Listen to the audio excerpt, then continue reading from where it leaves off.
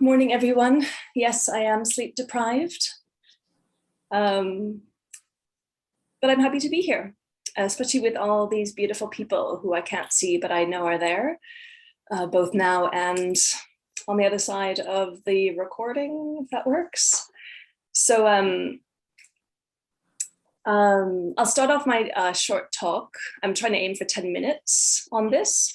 With an introduction, and I figured since we're framing it as personal journeys, that I would describe my conditioning as it relates to this subject, framing it as such. And then following on from a talk with Angela and Ethan on Monday, I've chosen to describe what we've called the alchemical moment, at which I became a bona fide land defender, which is somewhat different from an activist. And after that, I'll just recall some of the sort of key moments in the journey that's emerged and continues to emerge, particularly in the last 13 months. I'll close with some points of resonance, which Angela and Ethan may chime in on with their talks. So just as sort of an introduction, my name's Christine. My pronouns are she, her. I grew up a dual citizen with one hometown in the southwest of Toronto in Canada, a small town called Elmira, and a Swiss hometown south of Basel called Ettingen. I'm privileged to have been raised frugally, but with strong social and family bonds by two wonderful parents, both Swiss, who are still together. Of my two sisters, I indulge in dual citizenship the most, and I've always been a citizen of the world in that regard. So in 2006, I moved to Coast Salish territory on the west coast of so-called Canada. And this was work that led me here. I specialize in green roofs, as Diana introduced, and but I'd always dreamt of coming here. The rainforests, the mountains, the sea, the iconic megafauna, the wild places. From 2009 to 2018, I lived in Sheffield, England, which is, of course, is where I found True Ratna. However, I returned to Vancouver in 2018, and I wasted no time getting involved with the Vancouver Buddhist Center, and I'm grateful for all the fabulous friends I've got here in the meantime and on the West Coast. So I just want to express some gratitude for the True Ratna Earth Sangha. I'm grateful for all the heart and love that's gone into this so far, and of course also for our ancestors. Oh, Angela, I hope you come back soon. Is everything? I'll carry on. So yeah, just gratitude for the waters, the cold, life-giving waters near where I live, and actually for all my relations. So exploring my conditioning, with regards to this journey, I've been reflecting on my conditioning as relevant to this theme. As far as I can remember, I've had eco-anxiety.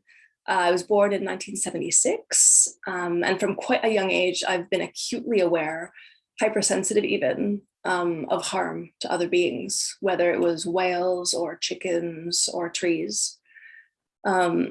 My parents don't recall any particular incidents that would have sparked this. And I just wonder if I might have heard the term extinction at too early an age. I'm not sure. But in any case, I did decide from quite a young age that I would never have children out of fear for their future and in order to free up my energies to be an eco-warrior.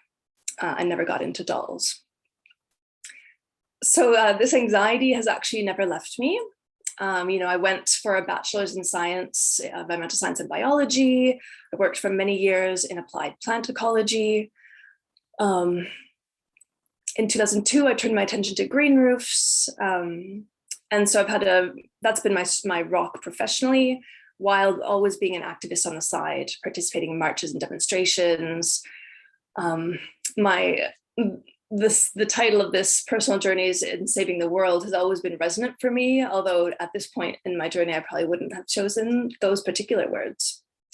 In any case, the story really shifts when I moved to England to do my PhD at the University of Sheffield in landscape ecology. When I found the Dharma at the Sheffield Buddhist Center, my eco-anxiety was soothed for the first time. The Dharma was a soothing ball that felt more right than anything before. learning how my mind is wired, how I'm conditioned has been so empowering. And realizing the suffering caused by my views and my samskaras has been painfully enriching. Sheffield Buddhist Center was a place of refuge. And through the lens of this journey, Sheffield was also the crucible in which my eco-anxiety was treated with all sorts of dharma. The Karniya Metta Kula, later to become the Earth Metta Sangha, was so nourishing. We worked together to get one of the first Sustainable Buddhist Center certificates and did lots of fun things like yatras or mindfulness walks in nature, litter picking, marches, pagan practices like during the equinoxes and solstices. So just wanted to give a big shout out to my friend Leela Matti for taking up the reins in Sheffield.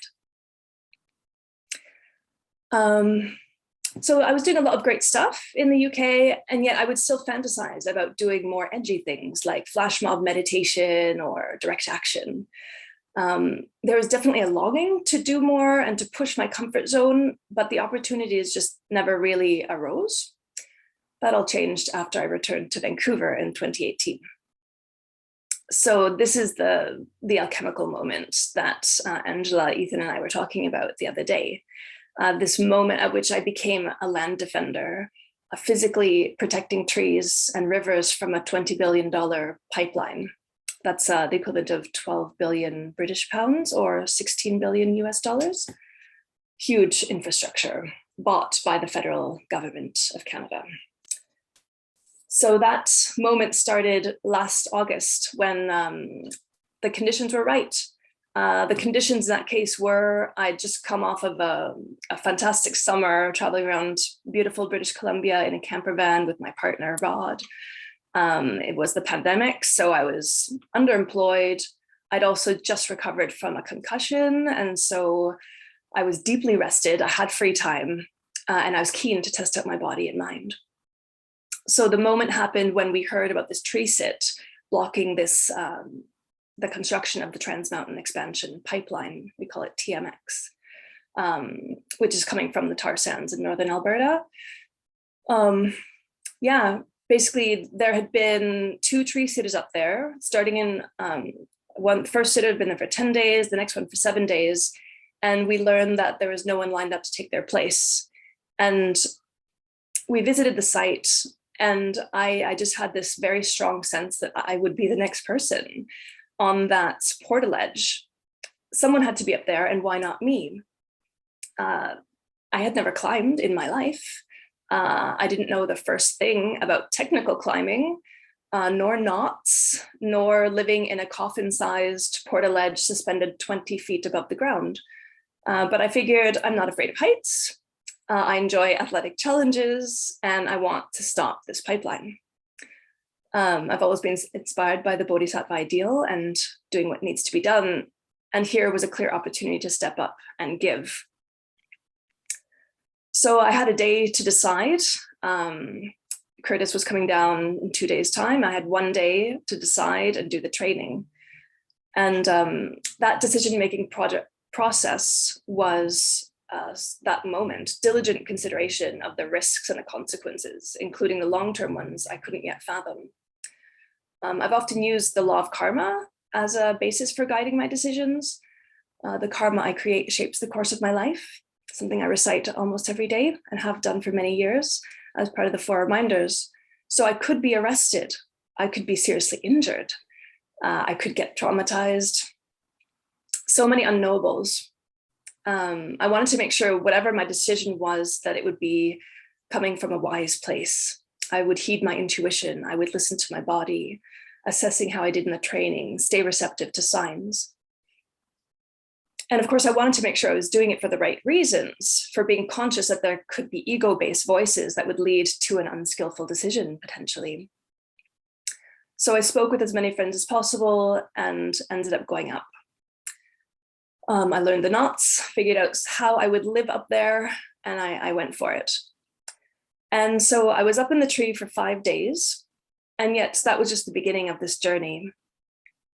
When I came down 5 days later, I couldn't walk normally for several hours. I'd lost 10 pounds, and I was so inspired. with Protect the Planet, Stop TMX, I found a tribe of wonderful, passionate people. So the main manifestation actually of these consequences since then have been with this Prayer Circle direct action group, which has been the most engaged direct action group on the ground. I've been part of the Arrestable Core. We are 4 women of different ages, 1 Quaker, 1 Unitarian, 1 Presbyterian, and me, the Buddhist. And we basically would discern together what we felt called to do at any particular time. We were arrestable because that's the only way we can get media attention to our cause. The media is bought, unfortunately, so arrests lead to coverage. So I imagine there are people here who have meditated in busy city squares or inside banks, perhaps, intersections, perhaps. If you have, maybe put your hand up. It would be interesting to know how many people here have done that sort of thing. It's definitely a different kind of meditation. And oftentimes it's been meditating and weeping at the destruction that we would often be forced to witness. In fact, that was our choice, was that we would witness the destruction, we would block heavy equipment if we could. I remember once sitting at the gates of our first tree protection camp that we had lost, and trees were being cut down, and we just sat outside that fence in meditation, in song, and I was weeping. It was so painful. And I'll never forget the words of one of our Indigenous allies, Will George. He said, "Your tears are like prayers, and it is medicine." So prayer has new meaning for me, as does the notion of medicine. So completely missed the time, but I'm over time. So I'm going to close up and say the 3 points that I expound is just that I encourage all of us to find our front lines and support it. I encourage us all to stretch our comfort zones in a good and healthy way. And lastly, very simply, the world needs us. We can't wait around for the perfect hero to arrive. Our heart aches as we witness needless and reckless destruction, but it's better than ignoring it and going numb.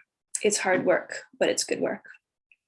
And with that, with gratitude, I'll pass the torch.